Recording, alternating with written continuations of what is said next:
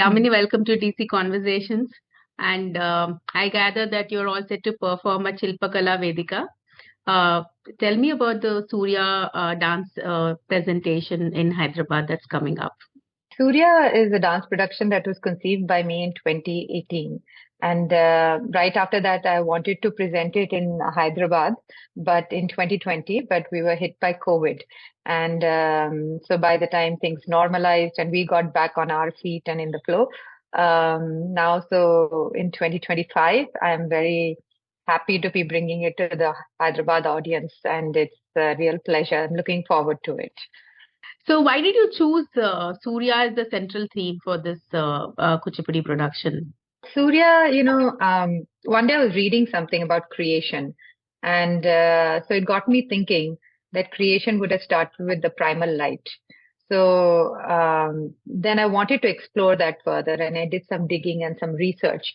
And while doing that, I came across the Nasadiya Suktam, and that was a very beautiful verse that I came across where they question how this universe came into existence.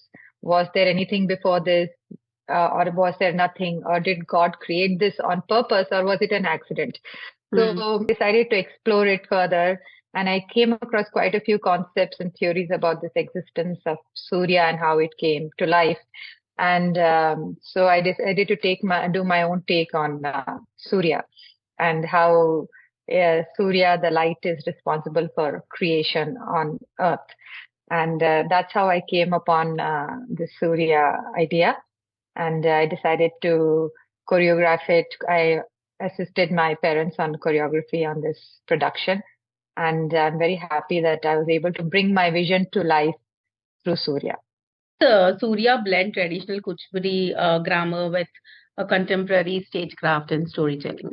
Kuchipudi itself is a very beautiful art form, to which storytelling comes with great ease because it's in the DNA of Kuchipudi. We are a combination of, theater forms and temple dances. So storytelling comes very easily to Kuchipudi. And I have found this when I've also choreographed other things in the past and I've done some experimental work. I find that Kuchipudi lends itself very well to ideas and themes and even different genres of art if you're doing different types of music. And I love that versatility that Kuchipudi has. And that's when I did this production, I wanted to treat it a little differently.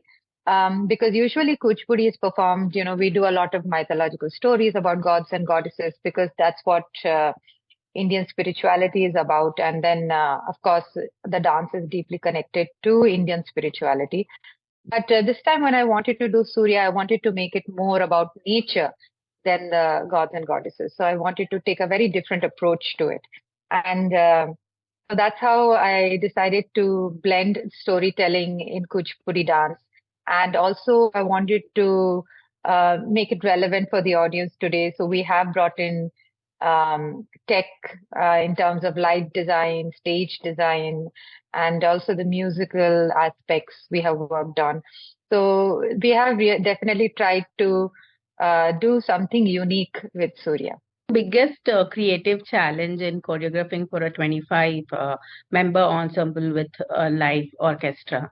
For me, the biggest challenge was bringing the timelines of the dance choreography, the music creation, and of course, the bringing the dancers again together on a single timeline was very challenging.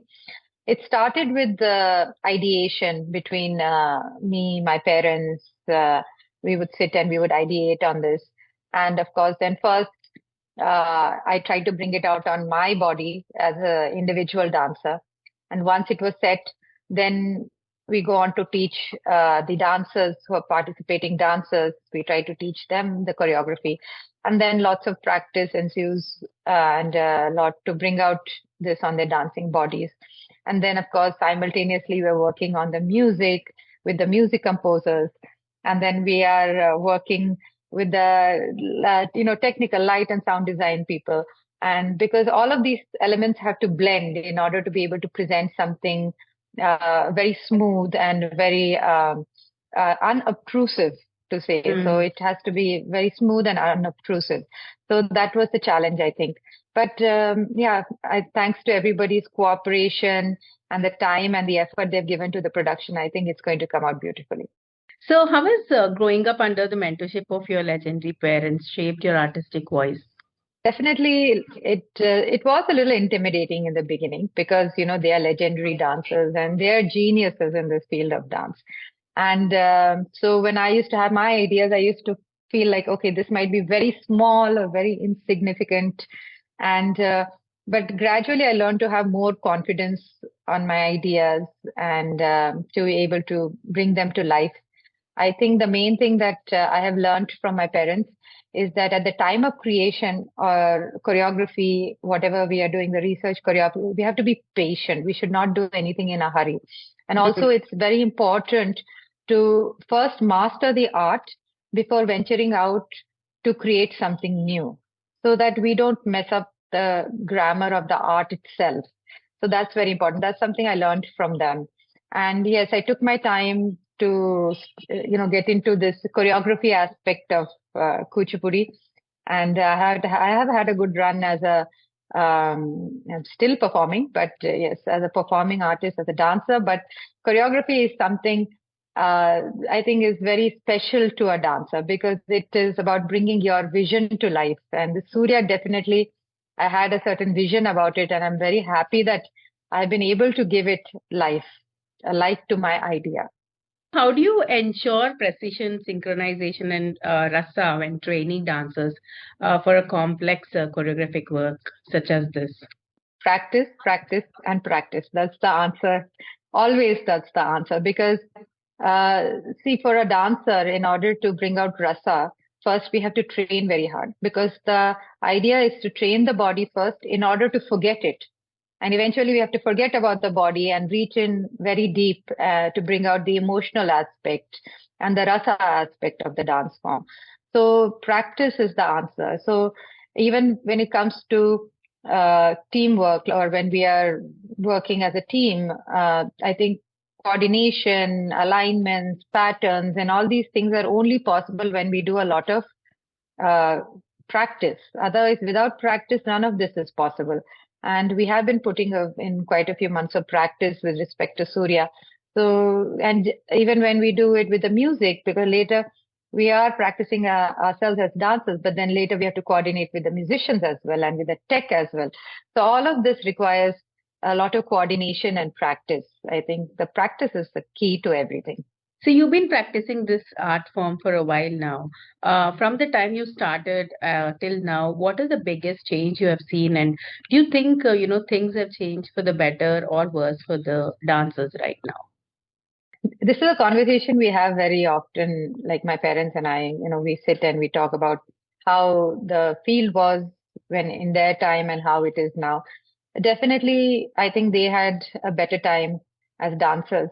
And we are facing a lot of challenges in the current time. I think we're competing with a lot of other things in many other entertainment spaces. We are constantly fighting for people's attention. And Mm. then on top of that, as artists ourselves, earlier artists had the luxury of only focusing on their art and practicing.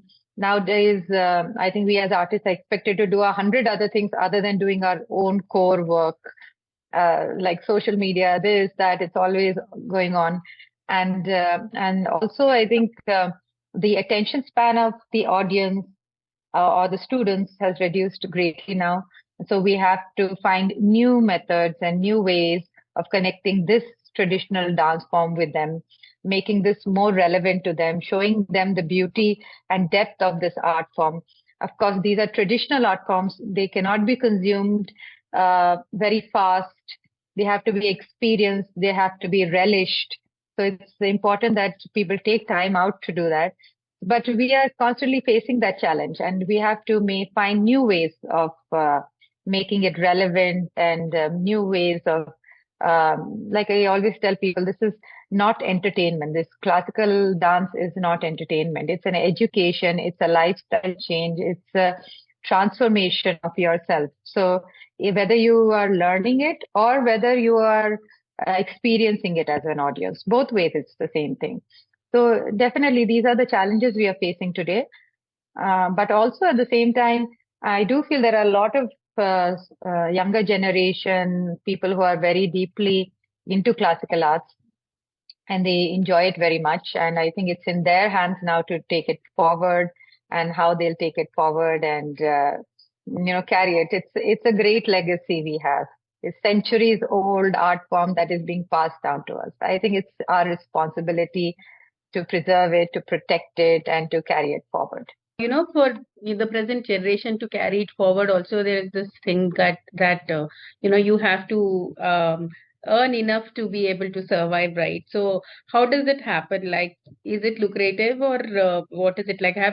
Do you think they're getting their due? Dancers are getting their due? I don't think, compared to many other fields, I don't think dancers are really getting the due that they deserve for the hard work and for the original thought, for the creativity that we put in. Definitely, we don't make even half as much as a doctor or a software engineer or a business person makes. But that has never been the goal of an artist. It's always been passion, right? We work with passion. We don't work for money. We believe that if we work with passion, then money will follow. So that's always our motivation is passion, not money. Having said that, yes, it's a very long struggle for many, many artists. And it's usually only the top 1 to 2% are the ones who are seeing very lucrative returns in this field. And others are trying to even be sustainable in this field. And I think it's very important that we must think of ways to sustain these art forms because it's the responsibility of the society, the people, and the governments to sustain these art forms. These are not commercial mediums. These are not commercial arts. So, we do need support constantly. And I think people should think on those terms. And there should be more policies from the government side which give artists security. Because without security, artists cannot have a free mind. And without a free mind, they cannot think and there cannot be thoughts. And that is the entire point of being an artist is to be able to create and be free. So if you want really original work and exemplary work to come from our country, from our artists, so I think it's very important to find ways to provide security so that they don't have to worry about that and they can focus on the creative process, on the creative thought, the original thought of the human mind. I think that's what's important here. Great. Thank you so much, Yamini. Thank you for talking to us. Thank you. It's my pleasure. Thank you so much. Thank you.